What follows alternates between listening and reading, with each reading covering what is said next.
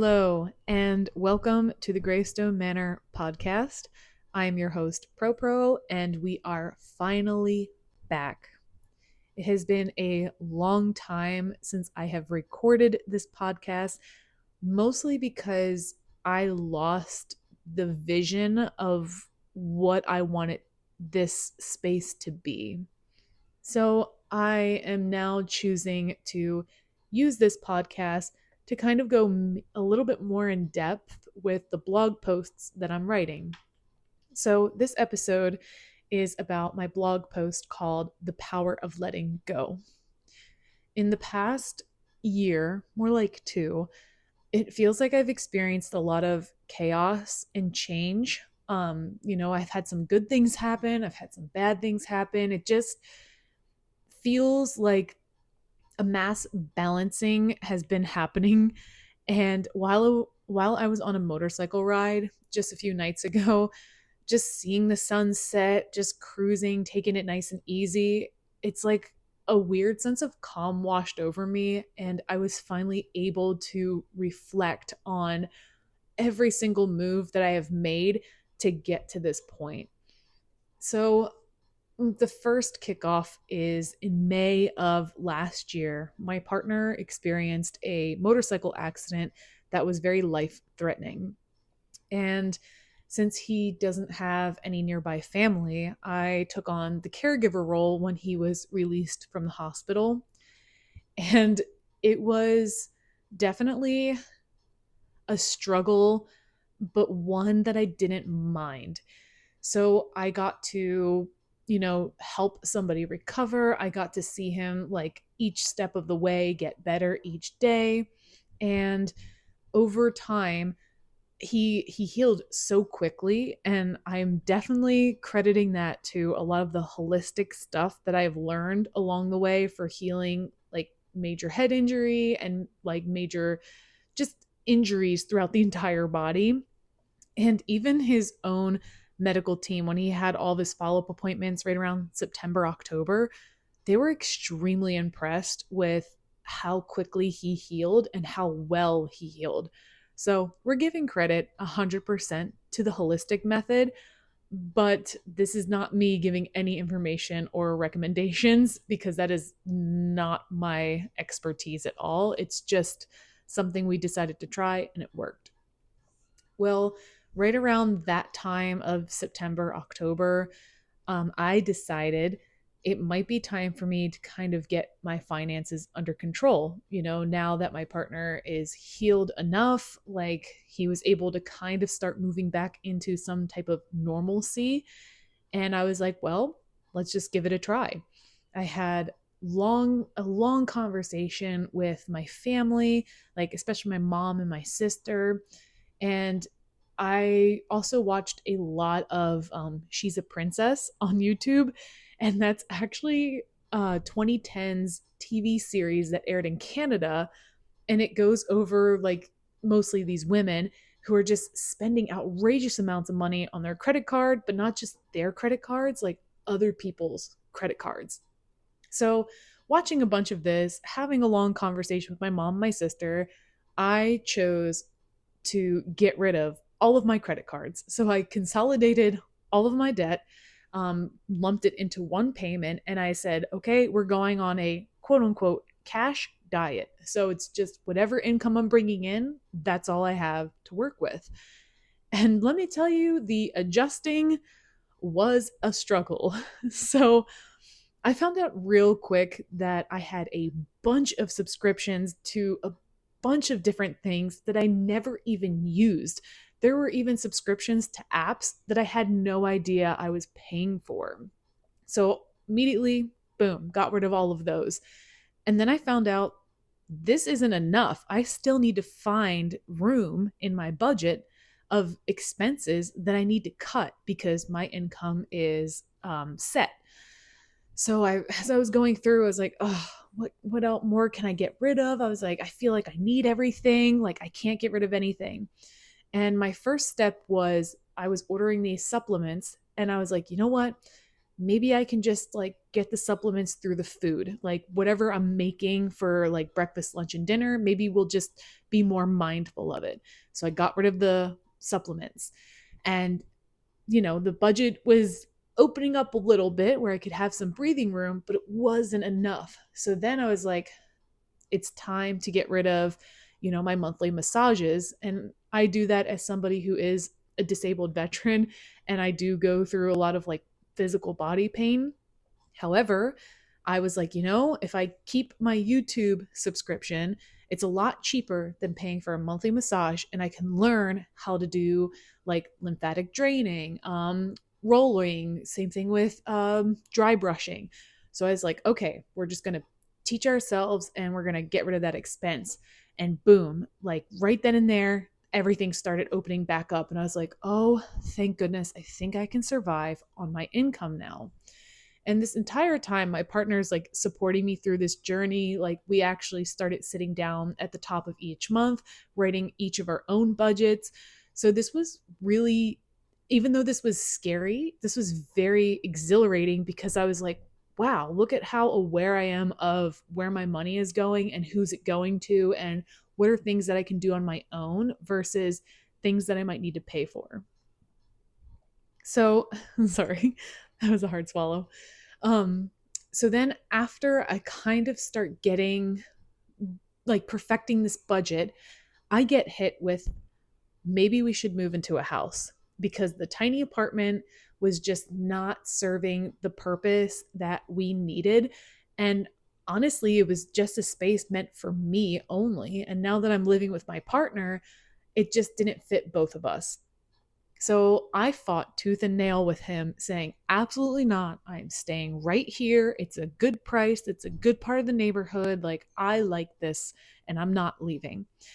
And over time, he started sending me rentals on Zillow. And he's like, look at this. We could make this happen. Run the numbers again because I'm pretty sure this is cheaper. And curiosity took a hold of me. So I started running multiple budget scenarios for different properties that we kind of liked. And as much as I did not like to admit it, he was correct. I was just not opening my eyes to it because I prefer to have security, a roof over my head, and not rock the boat. And yet, here's this person telling me, rock the boat because you're going to get something better on the other side. And he was absolutely correct. So we decided, okay, let's start looking for places. And when we found one that matched everything that we wanted, we applied for it, and boom, 4 weeks later, we're moving in. Awesome. You would think this is great.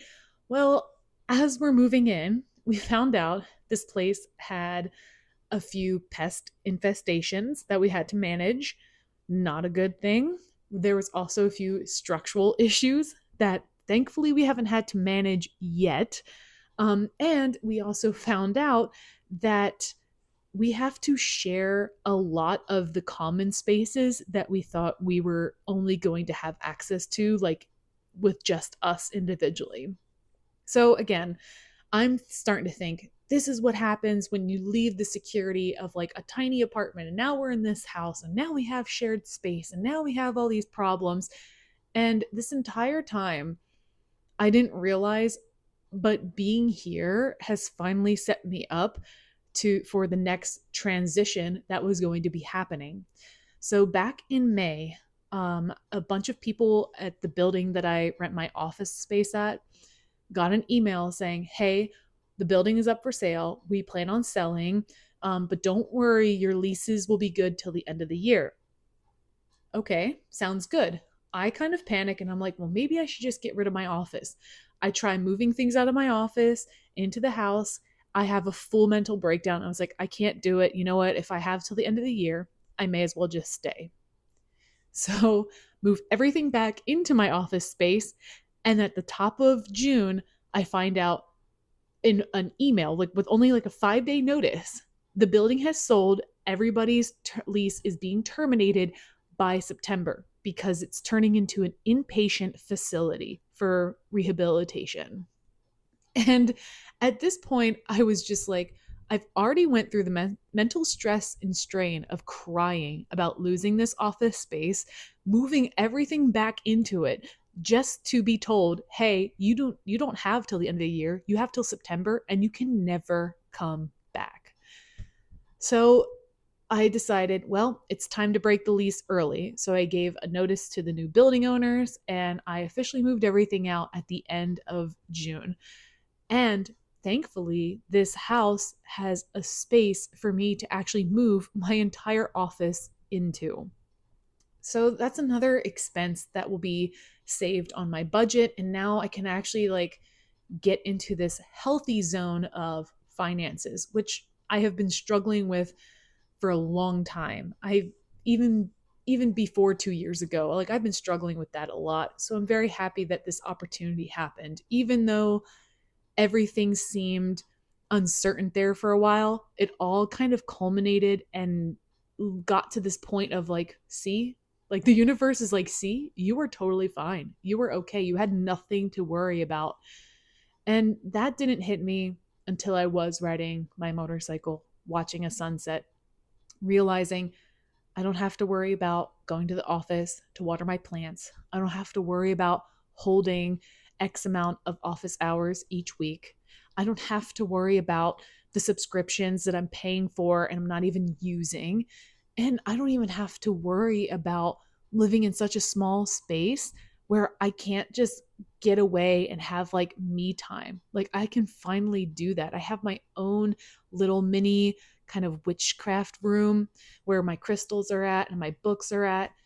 And I can literally just go in there and finally decompress. I never had that back at this tiny apartment, and I was planning on just staying there and making it work. So, yeah, it hit me that when I finally released that type of control or that type of worry and that stress, and I just went with the flow, things started coming towards me that I actually needed in my life. And it is so hard for somebody like me who is just grasping to any type of foundation at this point so that the chaos can't keep seeping in.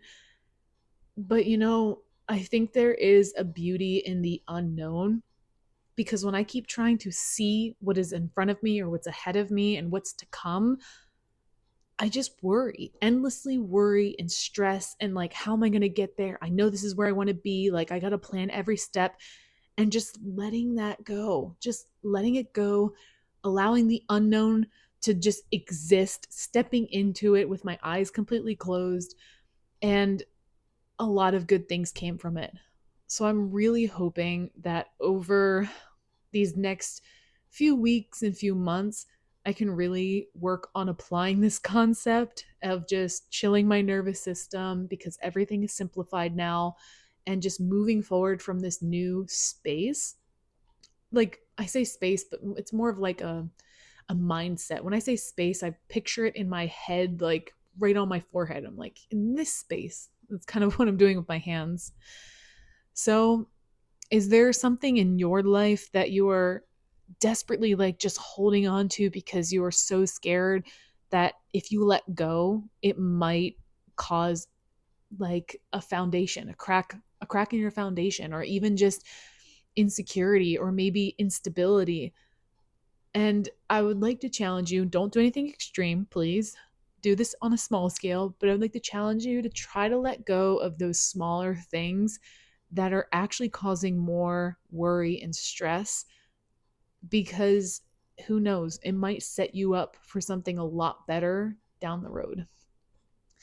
And if you stuck with me this long and you see this video on YouTube instead of listening to it, as you can see, I am typing in this video. That is me currently writing the blog. So you'll be able to see the blog before this podcast/video version. But if you haven't seen it, you may pop on over there. I'll put a link below in the description. But yeah, this is going to be my new style. I want to show off me actually sitting and writing, because for some reason, when I have the pressure of a camera watching me write, I actually get the writing done. So that's what I'm planning on doing moving forward. And hopefully, this has been slightly entertaining enough to retain your attention. And if so, thank you so much. I will definitely try to come back each week and kind of practice that consistency and see where it gets me. Even if it's not perfect, we're just going to step into the unknown and see what happens. And with that, I will talk to you all later. Until next time, bye.